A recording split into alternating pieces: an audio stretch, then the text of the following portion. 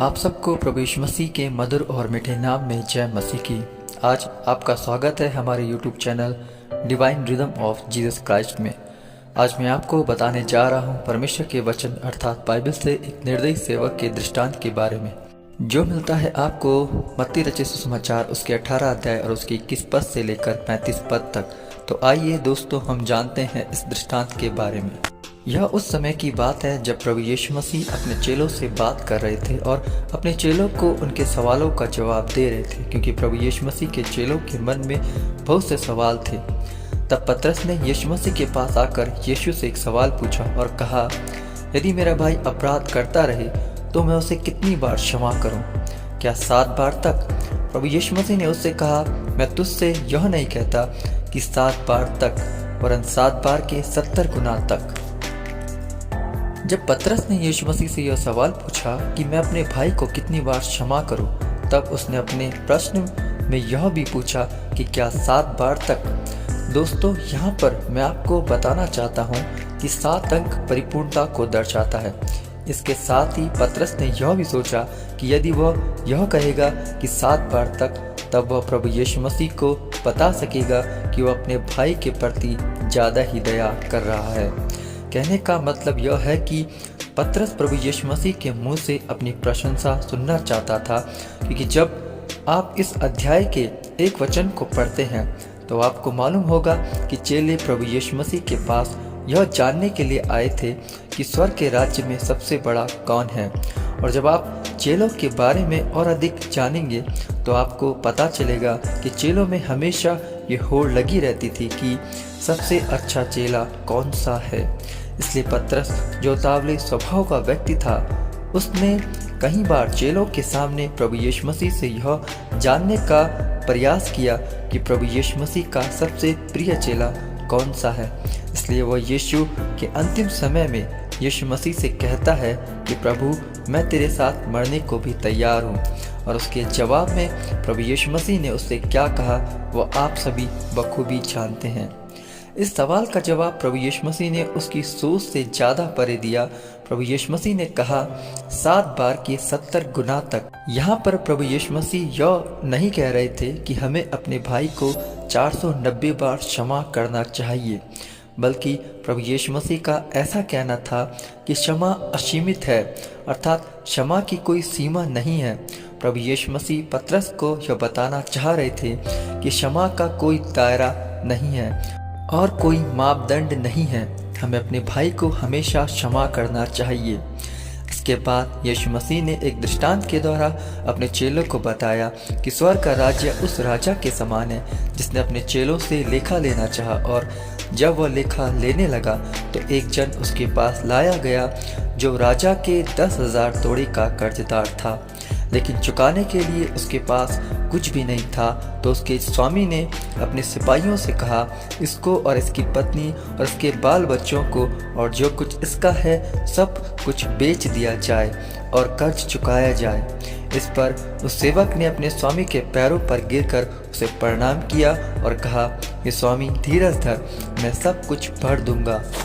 तब उसके स्वामी ने तरस खाकर उसे छोड़ दिया और उसे क्षमा करके उसके सारे कर्ज को क्षमा करने का आदेश दिया। अर्थात उसके स्वामी ने उसका सारा कर्ज क्षमा कर दिया। और जब राजा ने उसका सारा कर्ज क्षमा कर दिया और जब वह दास वहां से बाहर निकला तो उसके संगी दास में से एक उसको मिला जो उसके 200 दिनार का कर्जदार था। उसने अपने उस दास का गला पकड़कर उसका गला दबाया और कहा, जो कुछ तुझ पर कर्ज है उसे भर दे। इस पर उसके संगी दास ने गिरकर उससे विनती की, धीरज धर, मैं सब कुछ भर दूंगा। परंतु वह नहीं माना और उसने उसे बंदीगृह में डलवा दिया कि जब तक वह कर्ज ना भर दे तब तक बंदीगृह में रहे।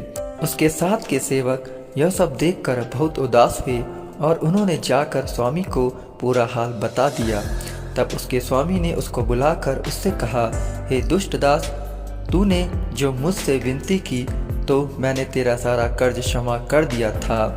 इसलिए जैसे मैंने तुझ पर दया की थी तो क्या तुझे भी अपने संगी दास पर दया नहीं करनी चाहिए थी?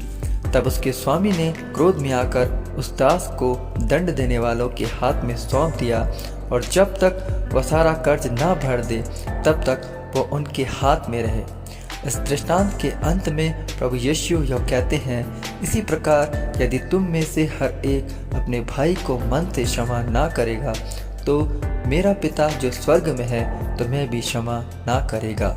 मैं आज आपको इस दृष्टांत के द्वारा यह बताना चाहता हूँ कि प्रभु यीशु मसीह का यह दृष्टांत परमेश्वर की दया, क्षमा और प्रेम को दर्शाता है तथा यह दृष्टांत मनुष्यों के कठोर स्वभाव को भी प्रकट करता है। परमेश्वर ने हमारे पापों को जो बहुत थे उन्हें प्रभु यीशु मसीह में पूर्ण रूप से क्षमा किया है। मैं आपको बताना चाहता हूँ कि परमेश्वर ने हमारे पापों के अनुसार हमें बदला नहीं दिया। इस दृष्टांत में प्रभु यीशु मसीह बताते हैं कि जब राजा अपने दासों से लेखा लेने लगा तब एक जन को उसके पास लाया गया जो उसके 10,000 तोड़े का कर्जदार था, और वहीं उसका संगी दास जो उसके 200 दिनार का कर्जदार था, जब उससे मिला तो वह उसका गला घोंटकर उससे कर्ज वापस मांगने लगा। उसके संगी दास ने उससे कहा, धीरज धर, मैं तेरा सारा कर्ज चुका दूंगा, लेकिन वह नहीं माना और उसने उसे बंदीगृह में डलवा दिया। मैं आपको बताना चाहता हूँ, उस समय कर्ज ना चुकाने की स्थिति में कठोर दंड दिया जाता था। उस समय कर्ज देने वाले व्यक्ति को यह अधिकार होता था कि वो कर्ज लेने वाले व्यक्ति और उसके संपूर्ण परिवार से मजदूरी करवा कर वह अपने कर्ज का भुगतान करा सकता था, या फिर उसकी सारी संपत्ति की नीलामी कर अपनी भरपाई करवा सकते थे। इस दृष्टांत में हम देखते हैं वह दास जिस पर 10,000 तोड़े का कर्ज था, जब उसने स्वामी के पैरों पर गिरकर विनती की कि तब स्वामी ने अपनी बड़ी दया में होकर उसके सारे कर्ज को माफ किया। और अब स्वामी चाहता था कि जैसे उसका कर्ज माफ कर दिया गया है वैसे ही वह भी उनका भी कर्ज माफ करे जिसको उसने 200 दिनार कर्ज में दिए थे। पर उस व्यक्ति ने ऐसा नहीं किया। वह अपने संगी दास से जो उसके 200 दिनार का कर्जदार था बुरा बर्ताव करता है और उसे बंदीगृह में डलवा देता है। मैं आपको बताना चाहता हूँ कि हम भी अपने जीवन में कई बार ऐसा ही करते हैं। हम परमेश्वर की क्षमा के अभिलाषी हैं। हम चाहते हैं कि परमेश्वर हमारे सारे गुनाह माफ़ कर दे, लेकिन जब कोई हमारे साथ बुरा बर्ताव करता है तो हम उसे क्षमा नहीं कर पाते। मैं आपको बताना चाहता हूँ कि जो पापों का दंड हमें मिलना था वो यीशु मसीह ने स्वयं परिधान होकर हमें दंड से बचा लिया है।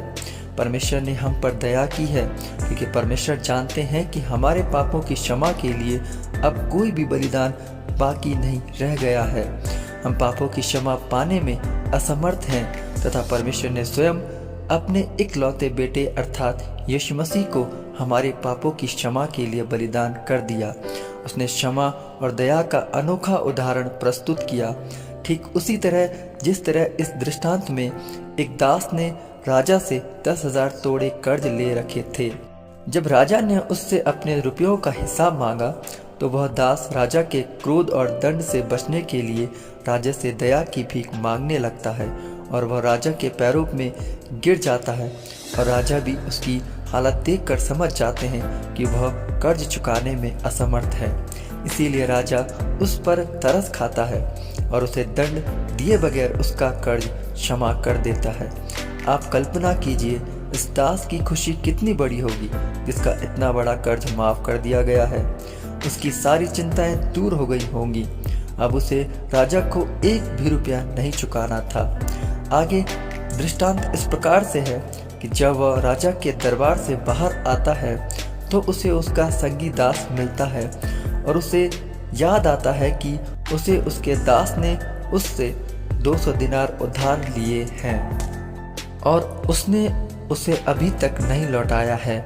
और वह राजा की क्षमा को भूल जाता है और वह भूल जाता है कि राजा ने उसका इतना बड़ा कर्ज माफ़ कर दिया और वह अपने उस दास के साथ निर्दयता पूर्वक व्यवहार करता है और वह उसके माफ़ी मांगने और गिड़गिड़ाने पर भी ध्यान नहीं देता और उसे कर्ज भरने के लिए कहता है। ठीक इसी तरह से हम भी अपना पश्चातापी मन लेकर प्रभु यीशु मसीह के पास आते हैं और यह स्वीकार करते हैं कि पापों की क्षमा अर्जित करने में हम पूरी तरह असमर्थ हैं। हमें उद्धार केवल प्रभु यीशु मसीह से मिल सकता है। तब वो हमें पापों के बोझ से पूरी तरह आज़ाद कर देता है।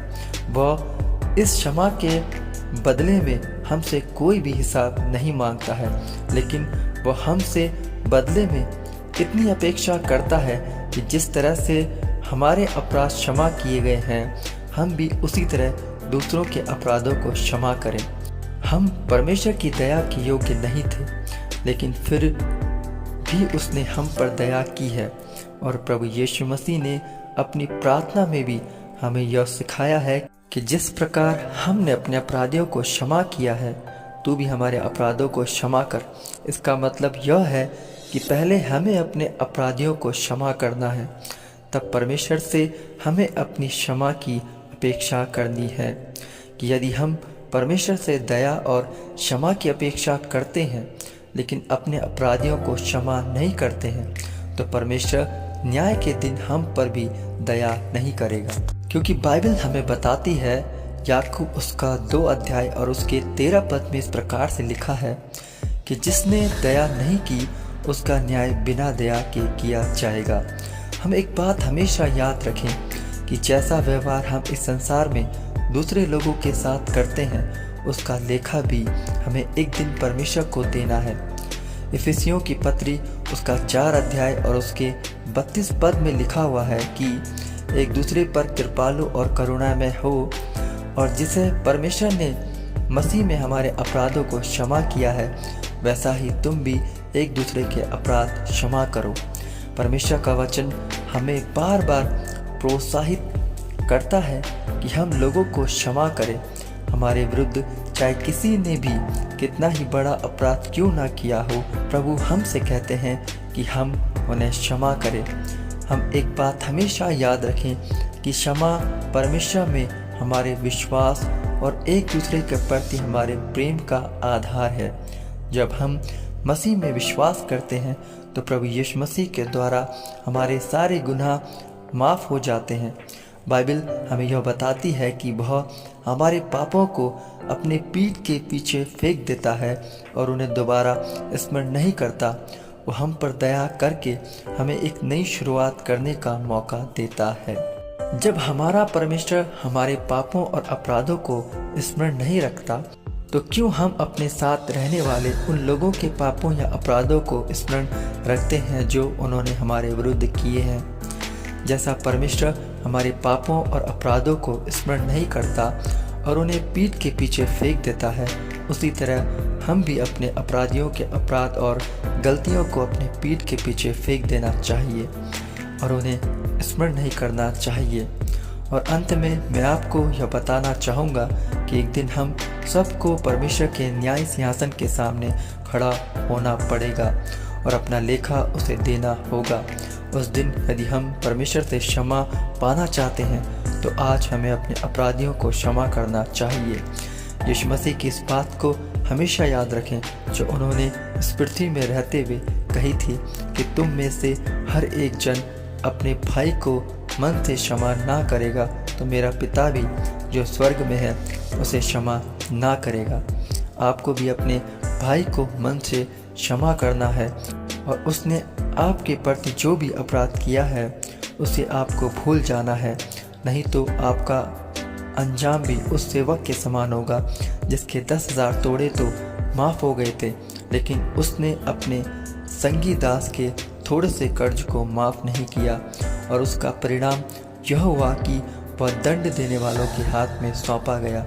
यदि हम यह कहते हैं कि हमारा अंजाम उस निर्दयी सेवक की तरह ना हो, तो हम अपने अपराधियों को क्षमा करें और प्रार्थना करें कि परमेश्वर हमें ऐसा मन दे कि हम अपने अपराधियों को क्षमा कर सकें। Praise the Lord. और अंत में मैं आप सब लोगों से विदा लेना चाहूँगा और अगली बार आपसे फिर मुलाकात करूँगा एक नई वीडियो के साथ। आप सबको जय मसीह की।